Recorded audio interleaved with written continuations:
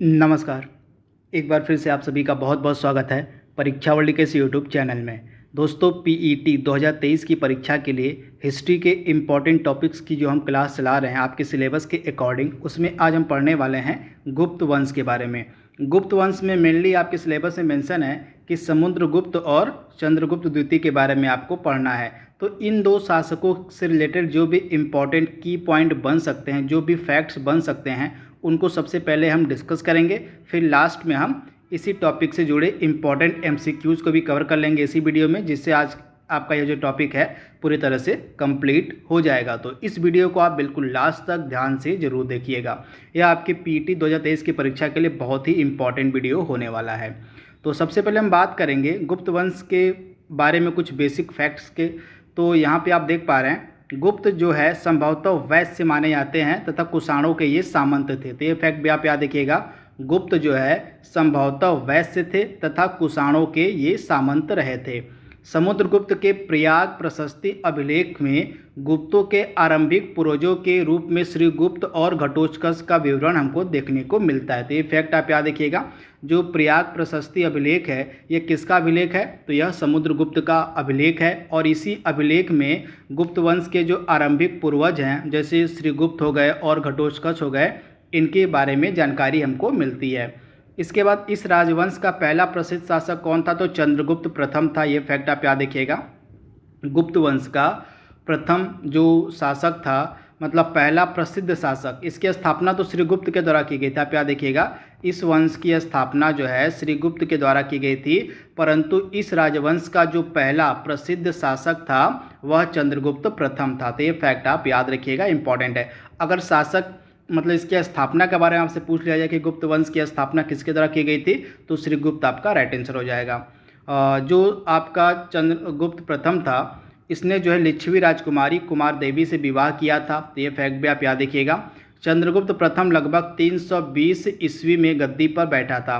और चंद्रगुप्त प्रथम द्वारा साकेत यानी कि अयोध्या का प्रदेश, प्रयाग यानी कि इलाहाबाद और मगध पर शासन किया गया था। जो चंद्रगुप्त प्रथम था, इसके द्वारा साकेत, प्रयाग और मगध पर राज किया गया। तो ये कुछ बेसिक फैक्ट आपको गुप्त वंश के बारे में याद रखने हैं। अब हम बात करेंगे समुद्रगुप्त और चंद्रगुप्त द्वितीय के बारे में। जो भी की पॉइंट बन सकते हैं, सिर्फ उन्हीं को हम यहाँ पे डिस्कस करने वाले हैं। तो सबसे पहले हम बात करेंगे समुद्रगुप्त के बारे में। इसका शासनकाल कब से कब तक रहता? 335 से लेकर 380 ईस्वी तक। तो यह किसका बेटा था? चंद्रगुप्त प्रथम का यह बेटा था समुद्रगुप्त। तो इसके बारे में आप याद रखिएगा, यानी कि चंद्रगुप्त प्रथम के बाद समुद्रगुप्त गुप्त वंश का शासक बनता है।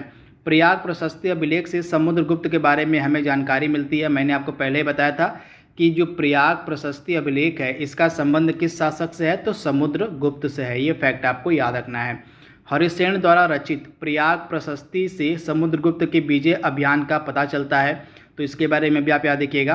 प्रयाग प्रशस्ति से जो है समुद्रगुप्त के विजय अभियान का पता चलता है।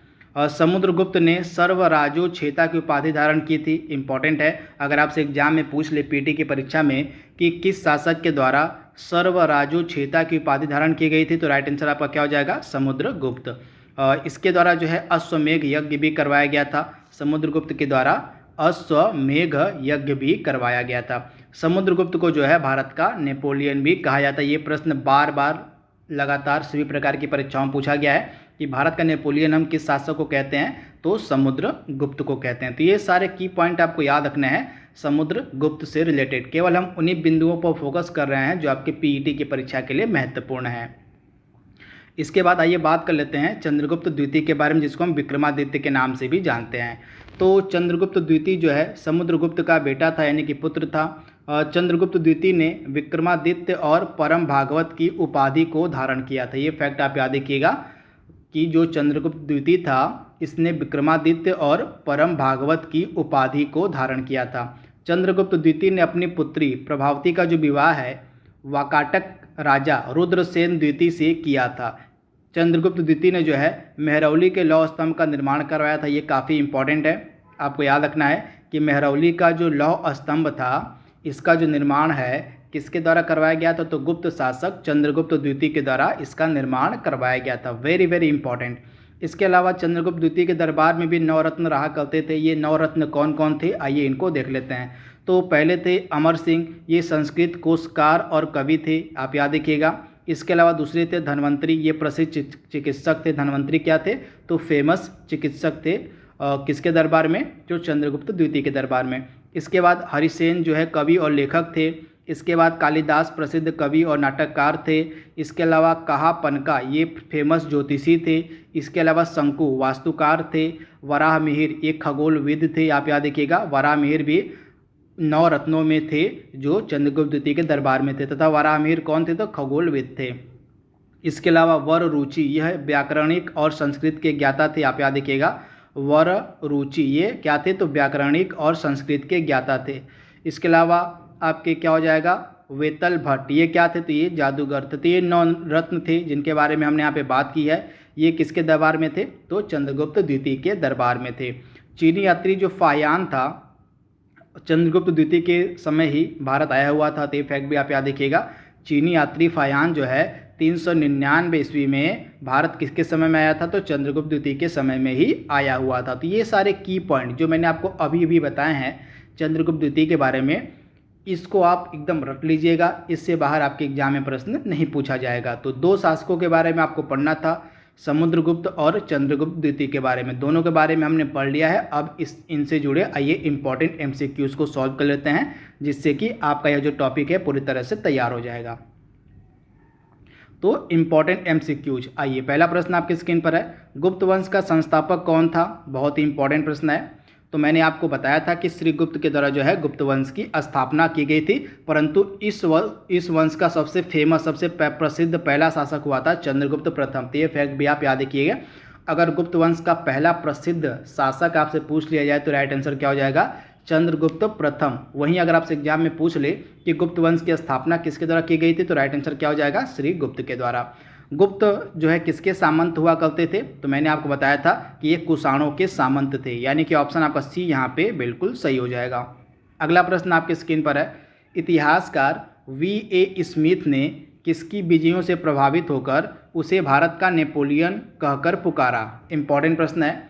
तो भारत का नेपोलियन जो है किसको कहा गया था? तो आप याद रखिएगा समुद्रगुप्त को, यानी कि ऑप्शन आपका डी यहाँ पे बिल्कुल सही है। किसने कहा था? तो V.A. स्मिथ, यह एक फेमस हिस्टोरियन थे, इतिहासकार थे। इन्होंने ही भारत का नेपोलियन कहकर पुकारा था समुद्रगुप्त को।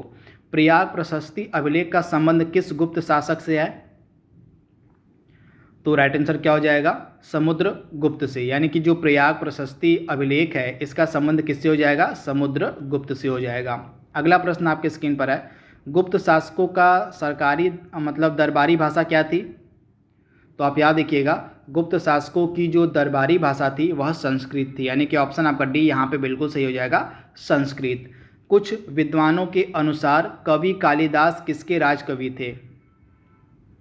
तो आप याद रखिएगा अभी भी मैंने आपको 9 रत्नों के बारे में पढ़ाया है। इन 9 रत्नों में से एक थे कालिदास, जो चंद्रगुप्त द्वितीय यानी कि विक्रमादित्य के दरबार में विराजमान थे उस समय, यानी कि ऑप्शन आपका सी यहाँ पे 100% सही हो जाएगा।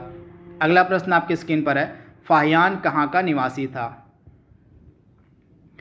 तो फाहियान चीनी यात्री था जो चंद्रगुप्त द्वितीय के दरबार में भारत आया हुआ था, मतलब चंद्रगुप्त द्वितीय के शासनकाल में यह भारत आता है। तो ऑप्शन आपका यहाँ पे ए जो है बिल्कुल सही हो जाएगा। फाहियान जो है किसके शासनकाल में भारत आया था? तो मैंने आपको अभी भी इसके बारे में बताया है कि यह जो है चंद्रगुप्त द्वितीय के शासनकाल में भारत आया हुआ था, यानी कि ऑप्शन आपका डी यहाँ पे बिल्कुल सही हो जाएगा। अगला प्रश्न आपके स्क्रीन पर है। चंद्रगुप्त द्वितीय ने विक्रमादित्य की उपाधि कब धारण की थी? जैसा कि आप सभी को पता है चंद्रगुप्त द्वितीय को जो है विक्रमादित्य के नाम से भी जाना जाता है। तो विक्रमादित्य की उपाधि इन्होंने कब धारण की थी? तो आप याद रखिएगा शकों का उन्मूलन करने के बाद, यानी कि शकों को पूरी तरह से पराजित करने के बाद, इनका उन्मूलन करने के बाद चंद्रगुप्त द्वितीय ने विक्रमादित्य की उपाधि धारण की थी, यानी कि ऑप्शन आपका ए यहाँ पे 100% सही हो जाएगा। श्रीलंका के राजा मेघावर्मन ने किस स्थान पर भगवान बुद्ध का मंदिर बनवाने के लिए समुद्रगुप्त से अनुमति मांगी थी? तो राइट आंसर क्या हो जाएगा? बोधगया में। बोधगया में भगवान बुद्ध की मूर्ति को मतलब मंदिर को बनाने के लिए समुद्रगुप्त से अनुमति मांगी गई थी। किसके द्वारा? तो श्रीलंका के राजा मेघावर्मन के द्वारा, यानी कि ऑप्शन आपका बी यहाँ पे इस प्रश्न का 100% सही हो जाएगा, बोधगया में। इसके बाद चंद्रगुप्त द्वितीय ने अपने किस विजय की खुशी में चांदी के विशेष सिक्के जारी किए थे? इंपॉर्टेंट प्रश्न है। तो राइट आंसर क्या हो जाएगा? शकों को परास्त करने के बाद, यानी कि ऑप्शन आपका सी यहाँ पे बिल्कुल सही हो जाएगा। प्रयाग प्रशस्ति अभिलेख का लेखक हरिसेन किस शासक का दरबारी कवि था? तो हरिसेन भी जो है नवरत्नों में से एक था, तथा कि यह किसका मतलब, तो हरिसेन जो है किस शासक का दरबारी कवि था? तो आप याद रखिएगा समुद्रगुप्त का, यानी कि ऑप्शन आपका ए यहाँ पे बिल्कुल सही हो जाएगा। दरबारी कवि या किसका हुआ करता था? तो समुद्रगुप्त का। अगला प्रश्न आपके स्क्रीन पर है, अमरकोश के लेखक अमर सिंह किस शासक के दरबार से जुड़े हुए थे? तो अमरकोश के जो लेखक थे अमर सिंह, ये किस शासक के दरबार से जुड़े हुए थे? तो चंद्रगुप्त द्वितीय, यानी कि ऑप्शन आपका डी यहाँ पे बिल्कुल सही हो जाएगा। धन्वंतरी कौन थे? आपसे पूछा जा रहा है कि धन्वंतरी कौन थे? तो धन्वंतरी एक चिकित्सक थे जो कि चंद्रगुप्त द्वितीय के दरबार में रहा करते थे, तथा ये नवरत्नों में से एक थे। जो नवरत्न चंद्रगुप्त द्वितीय के दरबार में रहते थे उन नवरत्नों में से एक थे धन्वंतरी, तथा धन्वंतरी जो है एक फेमस चिकित्सक थे उस समय के। तो ऑप्शन आपका बी यहाँ पे बिल्कुल सही हो जाएगा। अगला प्रश्न आपके स्क्रीन पर है, सर्वराजोछेता यानी कि सभी राजाओं को उखाड़ फेंकने वाला की उपाधि किसने धारण की थी? इंपॉर्टेंट प्रश्न है। तो सर्वराजोछेता की उपाधि को धारण किया था किसने? समुद्रगुप्त ने, यानी कि ऑप्शन आपका सी यहाँ पे बिल्कुल सही हो जाएगा, समुद्रगुप्त ने। तो इसके बारे में आपको याद रखना है। तो इसके बारे में आपको याद रखना है, समुद्रगुप्त आपका राइट आंसर है, यानी कि ऑप्शन आपका सी यहाँ पे बिल्कुल सही है। किस गुप्त शासक ने दक्षिणापथ में स्थित 12 राज्यों पर धर्म विजय की थी? तो दक्षिणापथ में स्थित 12 राज्यों पर धर्म विजय किसके द्वारा की गई थी? तो समुद्रगुप्त के द्वारा, यानी कि ऑप्शन आपका सी यहाँ पे बिल्कुल सही हो जाएगा, समुद्रगुप्त के द्वारा। अगला प्रश्न आपके स्क्रीन पर है, किसने अंतिम शक शासक रुद्र सिंह तृतीय को पराजित कर उसकी हत्या कर शकों का अंतिम रूप से उन्मूलन किया? तो मैंने आपको इसके बारे में बताया था कि शकों का अंतिम रूप से जो उन्मूलन है किसके द्वारा किया गया था? तो चंद्रगुप्त द्वितीय यानी कि विक्रमादित्य के द्वारा। तो इसके बारे में आप याद रखिएगा, ऑप्शन आपका बी यहाँ पे बिल्कुल सही है। शकों का जो है अंतिम रूप से उन्मूलन किसने किया था? चंद्रगुप्त द्वितीय, जिनको हम विक्रमादित्य के नाम से भी जानते हैं। आज के सेशन का लास्ट प्रश्न आपके स्क्रीन पर है, किस गुप्त शासक ने विक्रमादित्य की पदवी को धारण किया था? तो राइट आंसर क्या हो जाएगा? चंद्रगुप्त द्वितीय, यानी कि ऑप्शन आपका सी यहाँ पे बिल्कुल सही है। अगर आपके पीईटी की परीक्षा में गुप्त वंश से जुड़े, इस टॉपिक से जुड़े कोई भी प्रश्न पूछा जाएगा तो इस वीडियो से बाहर नहीं पूछा जाएगा, तो इस वीडियो का बिल्कुल ध्यान से लास्ट तक जरूर देख लीजिएगा। तो आज के लिए बस इतना ही। Thank you, thanks for watching, thank you.